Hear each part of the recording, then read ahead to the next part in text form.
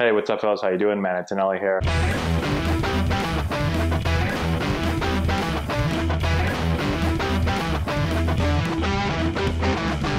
Hey, what's going on, guys? How we doing? Matt Antonelli here. Today we're going to talk a little bit about this pretty big deal with the Mets and the Mariners. So, Robinson, Cano, Edwin Diaz heading over to the Mets for a couple veterans, Bruce, and some prospects.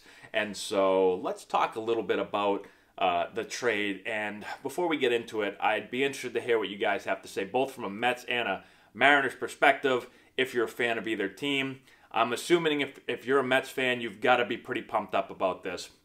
If you're a Mariners fan, this is kind of signaling, which I think you guys already knew, that it's probably going to be a little bit of a rebuild here for a little bit. But you've got to be pumped, I'm assuming, if you're a Mets fan. So let me know in the comment section below what you guys think. And again, if you're not a Mets or a Mariners fan, still let me know what you think of the trade. Okay, so let's. I took a couple notes here. Let's talk about it. First, I think you got to start with Edwin Diaz, just an absolute filthy closer, right? So you get this guy, you put him in the bullpen, and now you've got your stud closer. How about these numbers? And this was an interesting numbers. 123 Ks last year in 73 innings and only 17 walks. So basically, if you go up against this guy, you're pretty much striking out. So just filthy stuff, throws the hell out of the ball. And so you just plug him in the bullpen, and all of a sudden, boom. I mean, you've got a guy that's lights out, pretty much lights out, okay? And so it was interesting here because Seattle's trying to kind of, like I said, I think it's kind of a rebuild, right? And so they want to get the Cano contract kind of off the books. And the only way that they probably feel they can do it is now they've got to throw in a really good closer. And so the Mets are able to kind of absorb some of that money, and they're able to get, again, a guy that they can put in their bullpen, right? They've got a great starting rotation, and now they get some bullpen help. And so that's no doubt right there, obviously helps your team. Now, the Cano thing is interesting. Yeah, you're going to take on this big contract, right? He's getting up there in age. And so I put a couple things down here, okay, to think about. First, he's 36 years old, and obviously last year he only played about 80 games. He had the steroid suspension, okay? So you've got some question marks there, right? He's an older player, and so you've got to wonder, now I'm assuming he's got to get off the steroids, I'm assuming, unless he's found something new that's undetectable, and he's going to go on that. So is he, again, 36 years old is pretty old, right? How long has this guy been on steroids? Is that what's kind of helped him, get to this point? Is he going to be the same player, especially if all of a sudden he does have to get off the steroids now? So that'll be interesting, right? Does he just completely fall off a cliff? Or is he able to continue to put up some pretty good numbers? Now, if you look at his numbers with Seattle, obviously with the Yankees, he's just crushing balls, right? Ridiculous numbers. One of the top, over the last 10 years, he's been one of maybe the best second basemen in the game. The guy is amazing.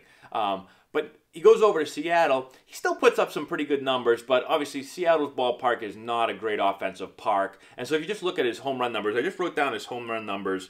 So last year, again, 80 games, hit 10 home runs, okay? But if you look at the years before that, okay, the 4 years, he hit, you go back, again, not counting last year, but go back 4 years further back than that, 14, then 21. Then he has a big year, 39, and then 23. Okay, so maybe not the numbers that he put up in New York, but still pretty good numbers, especially for a couple of those years. All right, so like I said, over the last 10 years, probably the best second baseman in the game, or at least one of the best.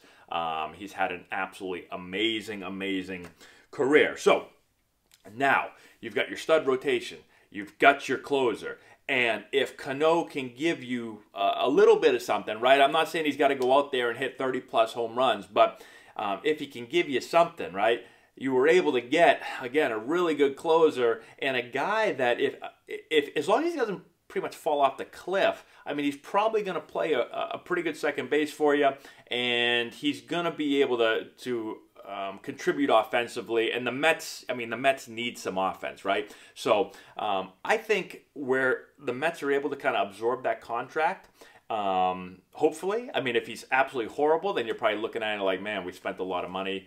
Not for nothing, because you still got your closer.